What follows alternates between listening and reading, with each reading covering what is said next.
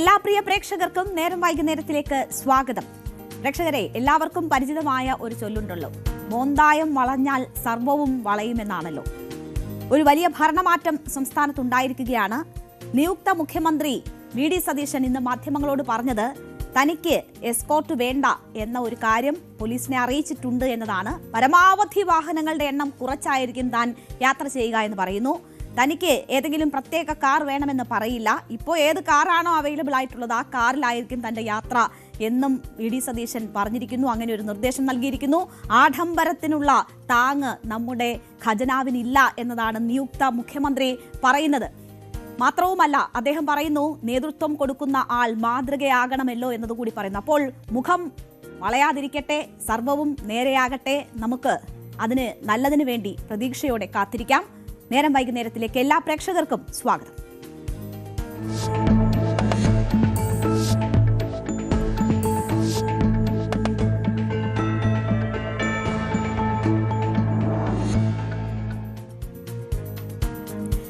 VD. സതീശനൊപ്പം മാധ്യമങ്ങൾ സഞ്ചരിച്ച ഒരു പകലാണ് കടന്നുപോകുന്നത്. ആ സഞ്ചാരം ഇപ്പോഴും തുടർന്നുകൊണ്ടിരിക്കുകയാണ്.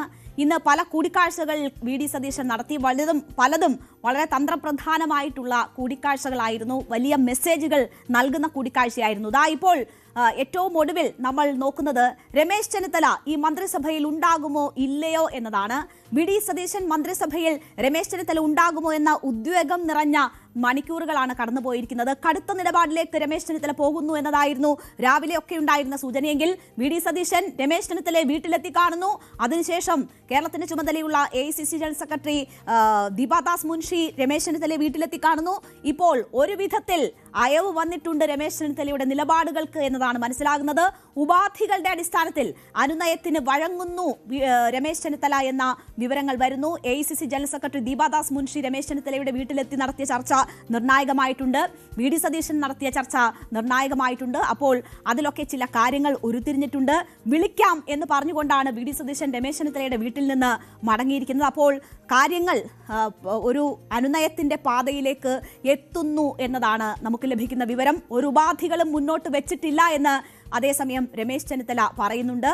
വി.ഡി. സതീശൻ ഇന്ന് മന്ത്രിസഭയിലേക്ക് ക്ഷണിച്ചിരുന്നു. കാര്യങ്ങൾ പാർട്ടി തീരുമാനിക്കും എന്ന ഒരു പ്രതികരണമാണ് നടത്തിയത്. അപ്പോൾ ആ രണ്ട് നേതാക്കളുടെയും പ്രതികരണം ആദ്യം നമുക്ക് കാണാം.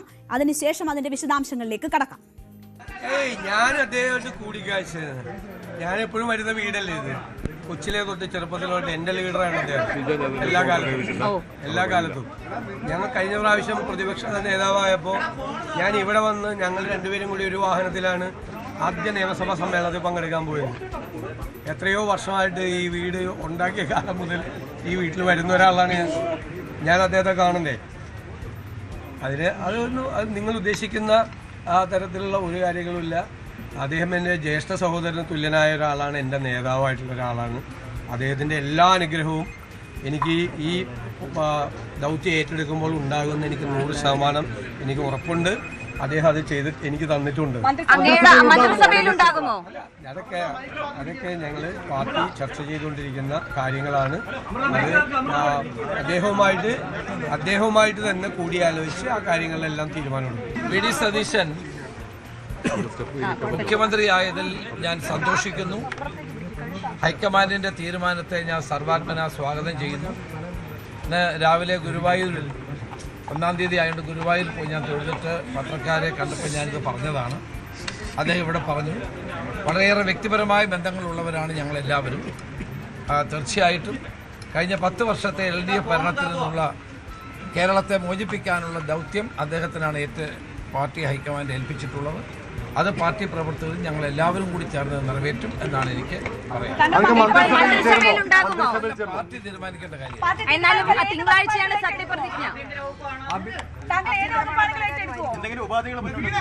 ഒരു ഉപാധിയില്ല. ഞങ്ങൾ തമ്മിൽ എന്ത് ഉപാധി?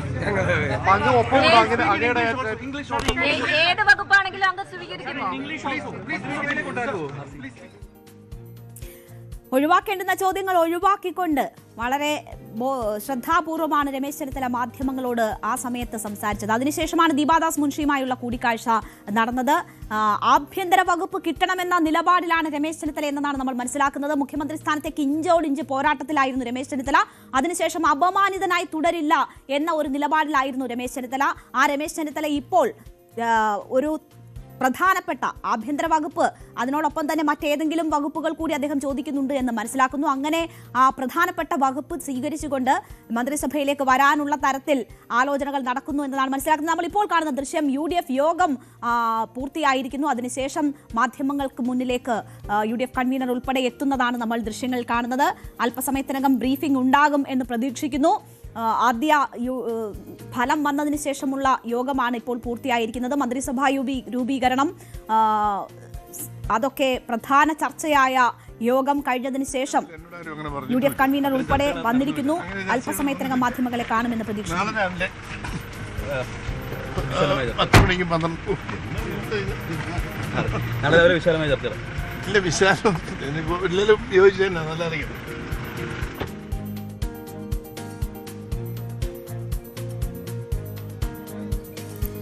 UDF കൺവീനറുടെ വാർത്താ സമ്മേളനം പ്രതീക്ഷിക്കുകയാണ് നമ്മൾ. എന്താണ് ഉണ്ടായിട്ടുള്ള തീരുമാനം? നാളെ രാവിലെ കാണുമെന്നാണ് കാർത്തിക്കിനോട് മാണി കാപ്പൻ പറഞ്ഞതെന്ന് തോന്നുന്നു. അപ്പോൾ ഇനിയും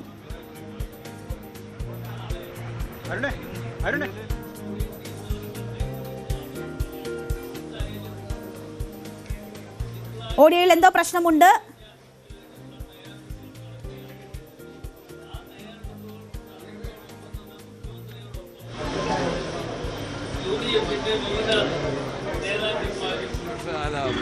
നിയുക്ത മുഖ്യമന്ത്രി ശ്രീ വി ഡി സതീശൻ കൊച്ചിയിലേക്ക് പോകുന്നു. 6 മണിയുടെ ഫ്ലൈറ്റിന് പോകണം. നാളെ അദ്ദേഹം രാവിലെ മടങ്ങി വരും. ബാക്കി ചർച്ചകൾ രമേശ് ചെന്നിത്തല അന്വേഷിക്കാൻ കഴിഞ്ഞു. ഇപ്പോൾ ഒരു തീരുമാനത്തിലേക്ക് എത്തിയിട്ടില്ലേ കാര്യങ്ങളെന്ന് സംശയം തോന്നുന്നുണ്ട്. കാരണം നാളെ രാവിലെ വീണ്ടും യോഗം ചേരുമെന്ന സൂചനകളാണ് നൽകുന്നത്. KPCC അധ്യക്ഷൻ ഇപ്പോൾ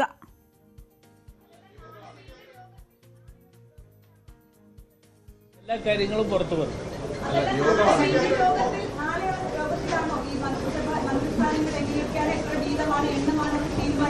അതൊക്കെ നാളെ തീരുമാനിക്കും. അത്രേ ഉണ്ടായിരുന്നുള്ളൂ. ഇല്ല, എല്ലാ കാര്യങ്ങളും കോൺഗ്രസിന്റെ ഉൾപ്പെടെ എല്ലാ കാര്യങ്ങളും ഞങ്ങൾ നാളെ കാര്യങ്ങൾ പ്രഖ്യാപിക്കുന്നതാണ്. നാളെ ഞങ്ങൾ വിവിധ രാഷ്ട്രീയ പാർട്ടിയുടെ നേതാക്കന്മാർ, UDFന്റെ നേതാക്കന്മാരുമായി ചർച്ച ചെയ്തതിന് ശേഷം ആ തീരുമാനങ്ങൾ നിങ്ങളെ അറിയിക്കുന്നു. ഇല്ല, അല്ലല്ല, നേരിട്ട് കണ്ട് ഞങ്ങൾ ചർച്ച ചെയ്യും. ഇവിടെ വെച്ച് UDF യോഗം പൂർത്തിയായിരിക്കുകയാണ്. പക്ഷേ തീരുമാനങ്ങൾ ഉണ്ടായിട്ടില്ല എന്നതാണ് മനസ്സിലാക്കുന്നത്. നാളെ രാവിലെ വീണ്ടും യോഗം ചേരും. 6 മണിക്ക് നിയുക്ത മുഖ്യമന്ത്രി വി ഡി സതീശൻ കൊച്ചിയിലേക്ക് പോകും. അദ്ദേഹം നാളെ രാവിലെ മടങ്ങിയെത്തിയതിനു ശേഷം വീണ്ടും യോഗം ചേരും എന്നതാണ് പറയുന്നത്. ഘടകകക്ഷികളുടെ മന്ത്രിസ്ഥാനം സംബന്ധിച്ചോ അല്ലെങ്കിൽ കോൺഗ്രസിന് എത്ര മന്ത്രിസ്ഥാനം എന്നത് സംബന്ധിച്ചോ ഒന്നുമുള്ള ഒരു ധാരണയിലേക്കും കാര്യങ്ങൾ എത്തിയിട്ടില്ല എന്നതാണ് മനസ്സിലാകുന്നത്. അങ്ങനെ കൃത്യമായ വിവരങ്ങൾ ഒന്നും പങ്കുവെക്കുന്നില്ല നേതാക്കൾ. എന്തായാലും UDF യോഗം ഇപ്പോൾ പൂർത്തിയായിരിക്കുന്നു. ഒരു ആദ്യഘട്ടത്തിലെ ഒരു യോഗം എന്ന നിലയിൽ ഫോർമലായി ഒരു യോഗം ചേർന്നിരിക്കുന്നു എന്ന് മാത്രമാണ്. അതിനപ്പുറമുള്ള തീരുമാനങ്ങളിലേക്ക് കാര്യങ്ങൾ എത്തിയിട്ടില്ല എന്ന് മനസ്സിലാക്കുന്നു.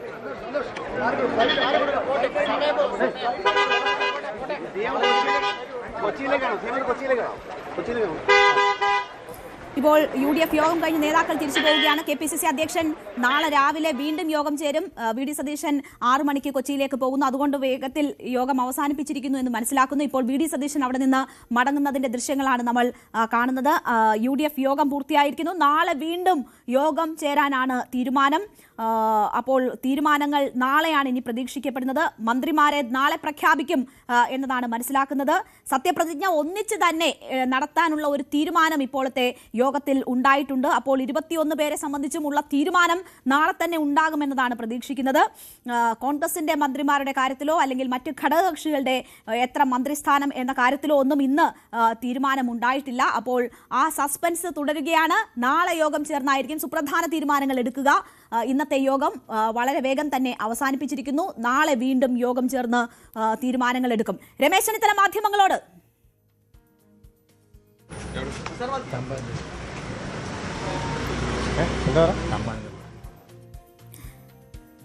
ഇന്നലെ മുഴുവൻ വി ഡി സതീശനായിരുന്നു ശ്രദ്ധാകേന്ദ്രമെങ്കിൽ ഇന്ന് രമേശ് ചെന്നിത്തലയാണ്. രമേശ് ചെന്നിത്തല എന്ത് നിലപാട് സ്വീകരിക്കുന്നു എന്നത് എല്ലാവരും ഉറ്റുനോക്കിക്കൊണ്ടിരിക്കുകയാണ്. അദ്ദേഹം മാധ്യമങ്ങൾക്ക് പിടിതരുന്നില്ല. രാവിലെ ഗുരുവായൂരിൽ നിന്ന് തിരിച്ചെത്തിയതിനു ശേഷം അദ്ദേഹം മാധ്യമങ്ങളോട് സംസാരിച്ചിരുന്നു. അപ്പോൾ സതീശനുള്ള ഒരു പിന്തുണ പ്രഖ്യാപിക്കുകയാണ് ചെയ്തത്. അതിനുശേഷം വി ഡി സതീശൻ വീട്ടിലേക്ക് എത്തുമെന്ന് പറഞ്ഞ സമയത്ത് അദ്ദേഹം പുറത്തേക്ക് പോയി. പിന്നീട് വി ഡി സതീശൻ എത്തുന്നു, കൂടിക്കാഴ്ച നടത്തുന്നു. അതിനുശേഷം മാധ്യമങ്ങളെ കണ്ടപ്പോൾ അദ്ദേഹം ഇതിനെക്കുറിച്ച് വി ഡി സതീശന് പിന്തുണ നൽകുന്നതിനെ കുറിച്ച് സംസാരിച്ചു. എന്നാൽ അദ്ദേഹത്തിന്റെ തീരുമാനം എന്ത് എന്നതിൽ വ്യക്തമായ ഒരു മറുപടിയും നൽകിയിരുന്നില്ല.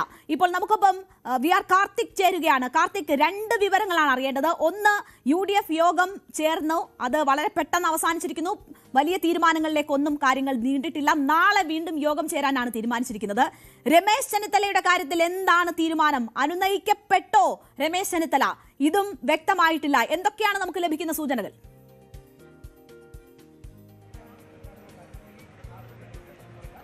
രേണു ആദ്യം ചോദിച്ച ചോദ്യത്തിലേക്ക് വരാം. ഒന്ന്, ഇന്ന് UDFന്റെ നേതൃയോഗമാണ് ചേർന്നത്, അതായത് UDF കക്ഷി നേതാക്കളുടെ യോഗം. ഈ യോഗത്തിൽ കാര്യമായ തീരുമാനങ്ങളൊന്നും ഉണ്ടായിട്ടില്ല. ഓരോ കക്ഷികളും അവരുടെ ആവശ്യങ്ങൾ ഉന്നയിച്ചു. അതായത് ഇത്ര മന്ത്രിസ്ഥാനം വേണം എന്ന ആവശ്യം ലീഗും മറ്റ് ചെറുകക്ഷികളും ഉന്നയിച്ചു. ഇത് ശ്രദ്ധാപൂർവം കോൺഗ്രസ് നേതൃത്വം കേട്ടു. എന്നാൽ വകുപ്പ് വിഭജനം അടക്കമുള്ള കാര്യങ്ങളിലേക്ക് ഇന്നത്തെ ചർച്ച പോയില്ല. അങ്ങനെയല്ലേ പറഞ്ഞു. കൺവീനർ പത്രസമ്മേളനം ഡിസ്കഷനുണ്ട്. കക്ഷി നേതാക്കളായിട്ട് നമ്മുടെ ഓരോ വകുപ്പുകളെയും കുറിച്ചൊക്കെ പറയണ്ടേ. അത് പ്രതിപക്ഷ നേതാവ് മുഖ്യമന്ത്രി അത് എല്ലാവരെയും കാണും. പഠൻ അതൊക്കെ നാളെ നിങ്ങളോട് അവർ പറയും. ഞാനല്ല അത് പറയാനുള്ള അതോറിറ്റി. ഇല്ല, ഇന്നിപ്പോ ഫോർമലായിട്ട് നമ്മള് ഉദാഹരണം പറഞ്ഞാല് UDF ആദ്യമായിട്ട് കൂടുകയല്ലേ. ആദ്യമായിട്ട് കൂടി അത് KPCC പ്രസിഡന്റ് അവരുടെ തീരുമാനം പറഞ്ഞു. എല്ലാവരും അത് എൻഡോഴ്സ് ചെയ്തു. അങ്ങനൊരു ഫോർമാലിറ്റിയാണ്. അപ്പൊ 10 വർഷത്തിന് ശേഷമായതുകൊണ്ട് എല്ലാവർക്കും ചെറിയൊരു അപരിചിതത്വമുണ്ട്. അങ്ങനെ ആവാലോ. 18-ാം തീയതി 10 മണിക്കാണ്. ഇതൊക്കെ പറയാൻ കൺവീനർ ഇപ്പോൾ മീറ്റിംഗ് വിളിച്ചിട്ടുണ്ടല്ലോ അദ്ദേഹത്തിന്. ഓക്കെ ഫുൾ ക്യാബിനറ്റ് ആണ്. ഞാൻ എന്താ ചോദിക്കാനുള്ളത്? അദ്ദേഹം ഇല്ലെങ്കിൽ ഇല്ല, വകുപ്പ് സംബന്ധിച്ചൊക്കെ നാളെ ഉള്ള ചർച്ച വെച്ചിട്ടുണ്ട്. എല്ലാ പാർട്ടികളുമായിട്ടും ചർച്ചയുണ്ടാവും.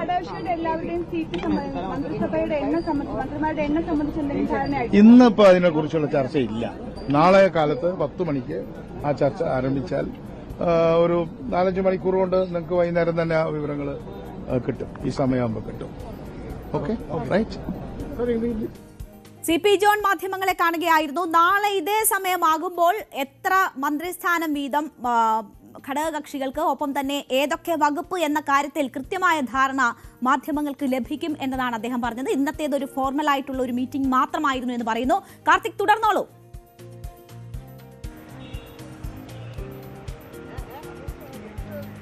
രേണു, 5 മന്ത്രിസ്ഥാനം എന്ന ആവശ്യം ലീഗ് മുന്നോട്ട് വെച്ചു. പക്ഷേ അതിൽ കാര്യമായ ചർച്ചകൾ നടന്നില്ല. മാത്രമല്ല 2 മന്ത്രിസ്ഥാനം എന്ന ആവശ്യം കേരള കോൺഗ്രസ് മുന്നോട്ട് വെച്ചു. ഇതടക്കമുള്ള കാര്യങ്ങളിൽ നാളെ ഉഭയകക്ഷി ചർച്ചയിലായിരിക്കും തീരുമാനം. അതായത് UDFിലെ ഓരോ കക്ഷികളുമായും കോൺഗ്രസിന്റെ 3 നേതാക്കൾ ഒപ്പം KPCC പ്രസിഡന്റും ഇരുന്ന് നാളെ ഒരു ചർച്ച നടക്കും. ഒരു കാര്യത്തിൽ UDF നേതൃയോഗം ധാരണയിലെത്തിയിട്ടുണ്ട്. അതായത് ഫുൾ ക്യാബിനറ്റ് സത്യപ്രതിജ്ഞ ചെയ്യുക. അതായത് തിങ്കളാഴ്ച 21 മന്ത്രിമാരും സത്യപ്രതിജ്ഞ ചെയ്യും. ഇനി 2 ദിവസം മാത്രമാണ് ബാക്കിയുള്ളത്. ഈ 2 ദിവസത്തെ ചർച്ചകളിലൂടെ 21 മന്ത്രിമാരെ തീരുമാനിക്കണം. സ്വാഭാവികമായും ഘടകകക്ഷികൾക്ക് ഇക്കാര്യത്തിൽ വലിയ തലവേദനയില്ല. പക്ഷെ അപ്പോഴും കോൺഗ്രസിന്റെ കാര്യത്തിൽ തലവേദന ബാക്കിയുണ്ട്. കാരണം മുഖ്യമന്ത്രി പ്രഖ്യാപനത്തിന് ശേഷം കോൺഗ്രസിൽ ഉരുത്തിരിഞ്ഞ രാഷ്ട്രീയ സാഹചര്യം അത് പരിഹരിക്കുക വലിയ വെല്ലുവിളിയാണ്. പ്രത്യേകിച്ച് രമേശ് ചെന്നിത്തലയുടെ കാര്യത്തിൽ. രമേശ് ചെന്നിത്തല ഈ മുഖ്യമന്ത്രി പ്രഖ്യാപനത്തിന് ശേഷം കടുത്ത അതൃപ്തിയിലായിരുന്നു. ആ അതൃപ്തി അദ്ദേഹം പ്രതികരിക്കാതെ പരസ്യമാക്കുകയും ചെയ്തിരുന്നു. ആദ്യ ദിവസങ്ങളിൽ, ആദ്യ മണിക്കൂറുകളിൽ ഇവിടെ നിന്ന് പ്രതികരിക്കാതെ ഗുരുവായൂരിലേക്ക് പോവുകയും ചെന്നിത്തലയും ഇന്ന് തിരിച്ചെത്തുകയുമാണ് ഉണ്ടായത്. ഇന്ന് തിരിച്ചെത്തിയ ശേഷം പക്ഷേ കഴിഞ്ഞ ദിവസങ്ങളിലെ പിരിമുറുക്കത്തിന് ചെറിയ അയവ് വന്നിട്ടുണ്ട്. അതായത് രമേശ് ചെന്നിത്തല ഒരു പക്ഷേ അദ്ദേഹം മുന്നോട്ട് വച്ച ഉപാധികൾ അംഗീകരിച്ചാൽ ഒരു വിട്ടുവീഴ്ചയ്ക്ക് തയ്യാറാകും എന്ന സൂചനകളാണ് പുറത്തു വരുന്നത്. മാത്രമല്ല രമേശ് ചെന്നിത്തലയെ അനുനയിപ്പിക്കാനുള്ള സജീവ നീക്കങ്ങൾ AICCയുടെ ഭാഗത്തു നിന്നും ഉണ്ടായി എന്നുള്ളതാണ് ഈ ദിവസത്തെ മറ്റൊരു പ്രത്യേകത. അതായത് കേരളത്തിൻ്റെ ചുമതലയുള്ള AICC ജനറൽ സെക്രട്ടറി അദ്ദേഹത്തിൻ്റെ വീട്ടിലെത്തി അദ്ദേഹവുമായി ചർച്ച നടത്തി, അദ്ദേഹത്തിൻ്റെ ആവശ്യങ്ങൾ കേട്ടു. അന്ന് രാഹുൽ ഗാന്ധി ഈ തീരുമാനം ഫോണിലൂടെ പ്രഖ്യാപിക്കുമ്പോൾ തന്നെ രമേശ് ചെന്നിത്തല അദ്ദേഹത്തിൻ്റെ അതൃപ്തി അറിയിച്ചിരുന്നു. എന്തുകൊണ്ട് ഇങ്ങനെ ഒരു തീരുമാനത്തിലേക്ക് എത്തി എന്നതിൻ്റെ വിശദമായ വിവരങ്ങളടക്കം രമേശ് ചെന്നിത്തലയോട് ദീപദാസ് മുൻഷി പങ്കുവച്ചതായാണ് സൂചന. എന്തായാലും കഴിഞ്ഞ ദിവസങ്ങളെ പോലെയല്ല ഇന്ന് കാര്യങ്ങൾ കുറച്ചുകൂടി അയന്നു എന്ന സൂചനകളാണ് വരുന്നത്. കാരണം അതിലേറ്റവും പ്രധാനം ഫുൾ ക്യാബിനറ്റ് സത്യപ്രതിജ്ഞ ചെയ്യാൻ ഈ UDF നേതൃയോഗം തീരുമാനിച്ചിരിക്കുന്നു എന്ന് പറയുമ്പോൾ തന്നെ അക്കാര്യത്തിൽ ഒരു തീരുമാനമായിരിക്കുന്നു, ഒരു ധാരണയായിരിക്കുന്നു. അതായത് VD സതീശൻ മന്ത്രിസഭയിൽ രമേശ് ചെന്നിത്തല ഉണ്ടാകും. ഇനി വകുപ്പ് സംബന്ധിച്ച തർക്കമായിരിക്കും നിലവിൽ ഉള്ളത്. അത് സംബന്ധിച്ച ചർച്ചകൾ ഇന്നിനി ഉണ്ടാകാനുള്ള സാധ്യതകൾ കുറവാണ്.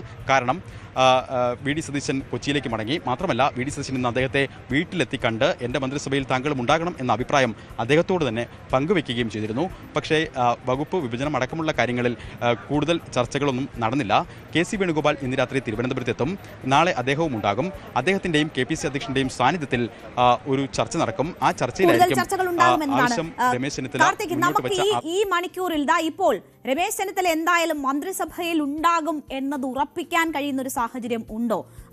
അദ്ദേഹം ഇപ്പോൾ മാധ്യമങ്ങളെ വകഞ്ഞുമാറ്റി വീട്ടിൽ നിന്ന് പുറത്തേക്ക് പോകുന്നത് കണ്ടു. രമേശ് ചെന്നിത്തല മാധ്യമങ്ങളെ ഇങ്ങനെ അകറ്റി നിർത്തിയ ഒരു സമയം ഇതിനു മുമ്പ് നമ്മൾ ഈ അടുത്ത കാലത്തൊന്നും എന്തായാലും കണ്ടിട്ടില്ലാത്ത ഒരു സാഹചര്യമാണ്. അദ്ദേഹം വളരെ അസ്വസ്ഥനാണ് ഇപ്പോഴെന്ന് അദ്ദേഹത്തിന്റെ ബോഡി ലാംഗ്വേജ് കാണുമ്പോൾ വ്യക്തമാകുന്നു. പക്ഷേ അനുനയിക്കപ്പെടുന്നു എന്ന സൂചനകൾ ഒരു ഭാഗത്തുണ്ട്.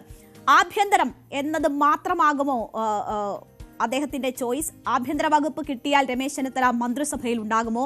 അത് VD സതീശനും KC വേണുഗോപാലിനും സ്വീകാര്യമാകുന്ന ഒരു നിർദ്ദേശമാണോ? എല്ലാവരെയും ഒരുമിച്ച് കൊണ്ടുപോകും എന്നതിൻ്റെ ഒരു സൂചനയാണ് ഇന്നലെ നിയുക്ത മുഖ്യമന്ത്രിയായി പ്രഖ്യാപിക്കപ്പെട്ടതിന് ശേഷം VD സതീശൻ നൽകുന്നത്. എല്ലാവരെയും ഒരുമിച്ച് കൊണ്ടുപോകും, ടീം UDF ആയി തന്നെ ഉണ്ടാകുമെന്ന് അദ്ദേഹം പറയുന്നു. അതിൻ്റെ ശ്രമങ്ങൾ അദ്ദേഹം നടത്തി വരികയാണ്. ഈ കൂടിക്കാഴ്ചയൊക്കെ അതിൻ്റെ ഭാഗമാണ്. അങ്ങനെ ഒരു വിട്ടുവീഴ്ചയ്ക്ക് VD സതീശൻ തയ്യാറാകുമോ? KC വേണുഗോപാൽ പിടിമുറുക്കാനുള്ള ശ്രമങ്ങൾ നടത്തുന്നു മന്ത്രിസഭയിൽ എന്നതാണ് നമ്മൾ മനസ്സിലാക്കുന്നത്. അദ്ദേഹം വരുന്ന മണിക്കൂറുകളിൽ ഈ ചർച്ചയുടെ നേതൃസ്ഥാനം അദ്ദേഹം ഏറ്റെടുക്കും എന്ന് മനസ്സിലാക്കുന്നു. അപ്പോൾ ഈ രണ്ട് വിഭാഗങ്ങളും ആ വിട്ടുവീഴ്ചയ്ക്ക് തയ്യാറാകുമോ?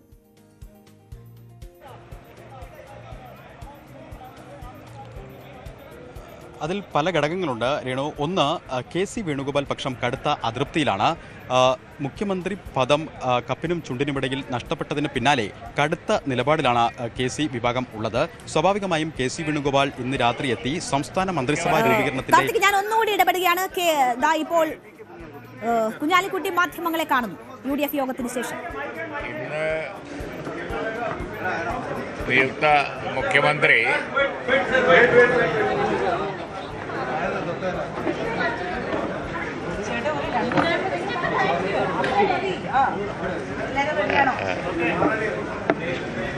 അദ്ദേഹം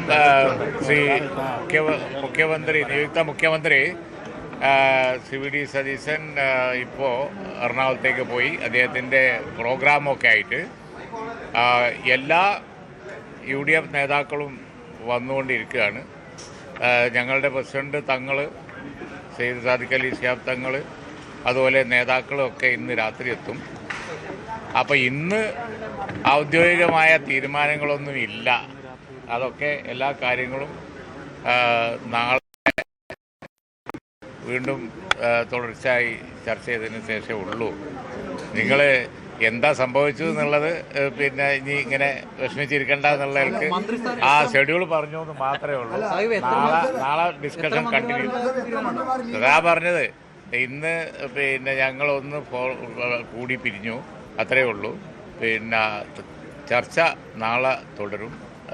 ആ കാര്യങ്ങളൊക്കെ നാളെ പത്രക്കാരായിട്ട് ഷെയർ ചെയ്താൽ മതി എന്ന് മുഖ്യമന്ത്രി പറഞ്ഞിട്ടാ പോയത്.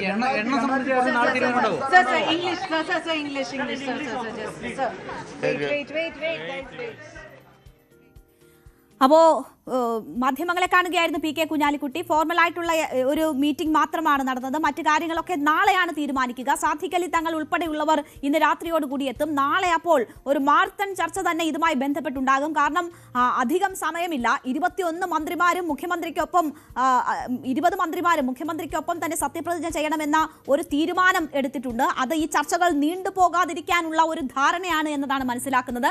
അപ്പോൾ മുഖ്യമന്ത്രി ചർച്ചയ്ക്കായി 11 ദിവസം കളഞ്ഞിട്ടുണ്ട്. അത് വലിയ അവമതിപ്പ് ജനങ്ങളിൽ ഉണ്ടാക്കിയിട്ടുണ്ട്. അപ്പോൾ മന്ത്രി ചർച്ച എന്തായാലും നീണ്ടുപോകരുത് എന്നൊരു തീരുമാനം പൊതുധാരണ UDF ഉണ്ടായിട്ടുണ്ട്. അതുകൊണ്ട് തന്നെ നാളെ ഒറ്റ ദിവസത്തെ ചർച്ചയിൽ അതിലെല്ലാം തീരുമാനമാക്കുക എന്നതാണ് ഉദ്ദേശിക്കുന്നത്. ലീഗ് 5 മന്ത്രിസ്ഥാനം ആവശ്യപ്പെട്ടിട്ടുണ്ട് എന്നത് വ്യക്തമാണ്. പക്ഷേ അത് പുറമേക്ക് ഇന്ന് പറയുന്നില്ല. പി കെ കുഞ്ഞാലിക്കുട്ടി പറഞ്ഞിരിക്കുന്നത് നിയുക്ത മുഖ്യമന്ത്രി തന്നെ അത്തരം ഒരു നിർദ്ദേശം നൽകിയിട്ടുണ്ട്. മറ്റു കാര്യങ്ങളൊന്നും മാധ്യമങ്ങളോട് പങ്കുവെക്കേണ്ടതില്ല എന്ന ഒരു ധാരണ പൊതുവെ ഉരുത്തിരിഞ്ഞിട്ടുണ്ട്. അതുകൊണ്ട് തന്നെ മുന്നോട്ട് വെച്ച ആവശ്യങ്ങൾ സംബന്ധിച്ചൊന്നും യാതൊരു പ്രതികരണവും അവർ നടത്തുന്നില്ല. കാർത്തിക്, 5 മന്ത്രിസ്ഥാനം ലീഗിനെ സംബന്ധിച്ച് അവർ ആവശ്യപ്പെട്ടിട്ടുണ്ട്.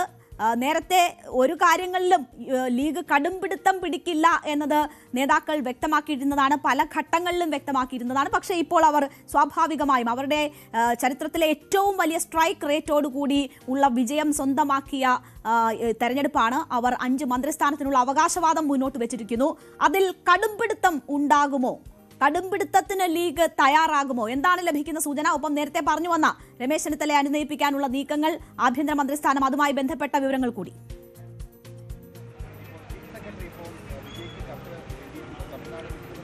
അഞ്ച് മന്ത്രിസ്ഥാനം വേണമെന്ന ഉറച്ച നിലപാടിൽ തന്നെയാണ് ലീഗ് ഉള്ളത്. അത് ലീഗിൻ്റെ തീരുമാനമാണ്. പക്ഷേ വിശദമായ ഒരു ചർച്ചകളിലേക്ക് ഇന്നത്തെ UDF നേതൃയോഗം കടന്നില്ല.